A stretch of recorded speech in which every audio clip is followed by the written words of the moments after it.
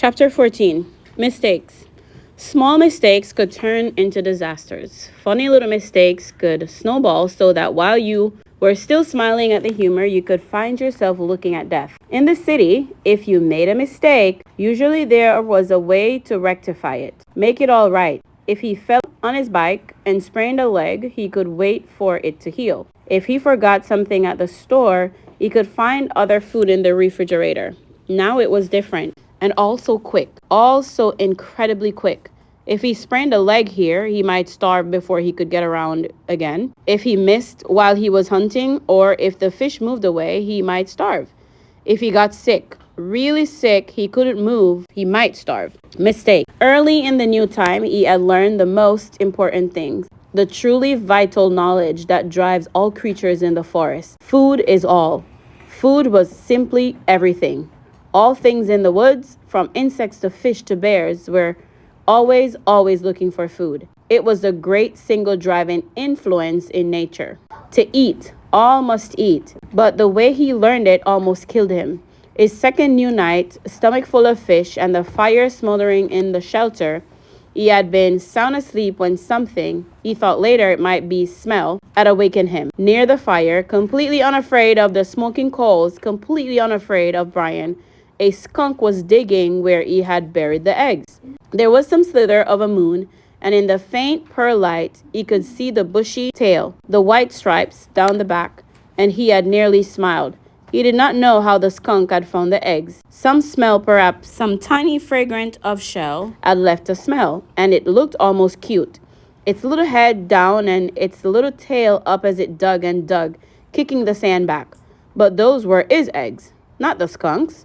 And the half smile had been quickly replaced with fear that he would lose his food, and he had grabbed a handful of sand and thrown it at the skunk. "Get out of here!"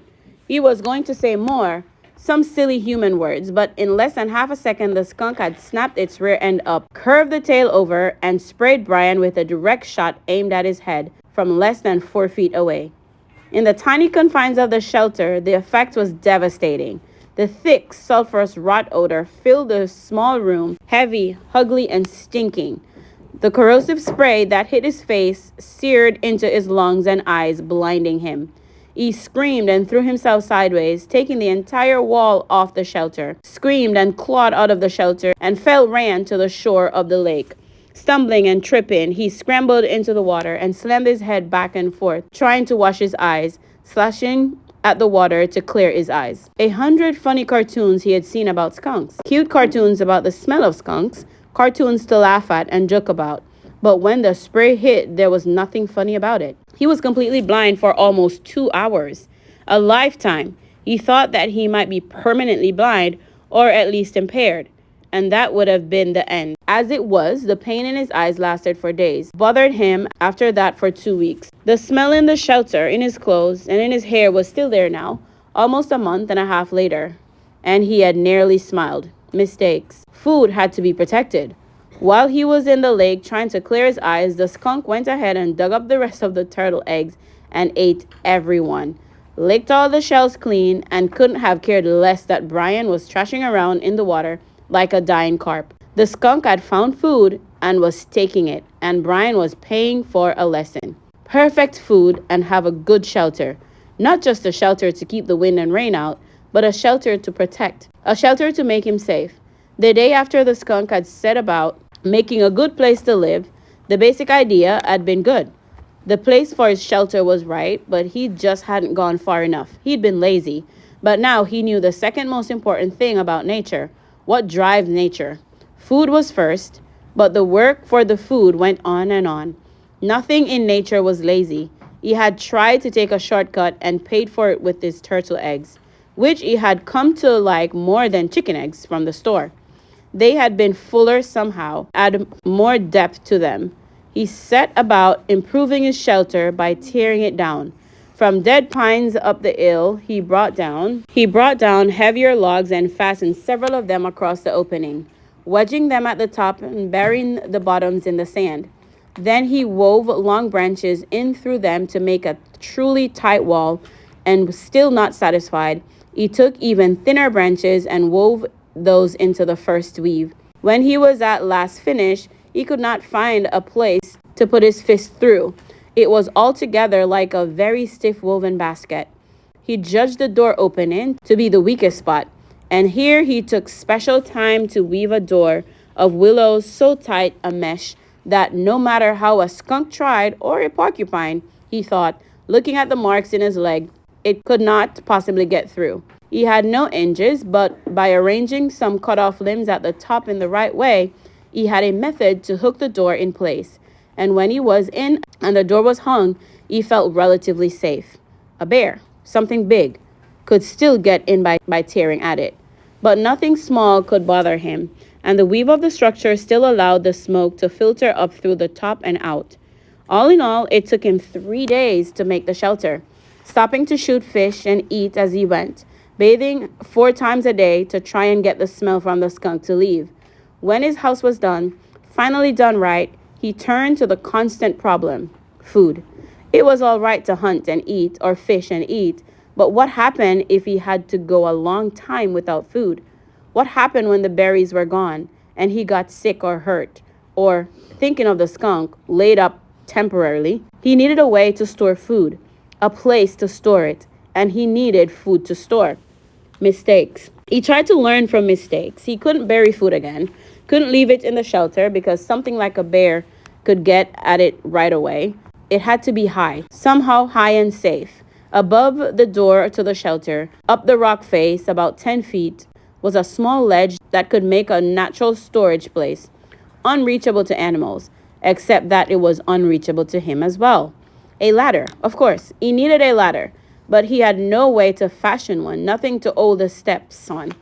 And that stopped him until he found a dead pine with many small branches still sticking out.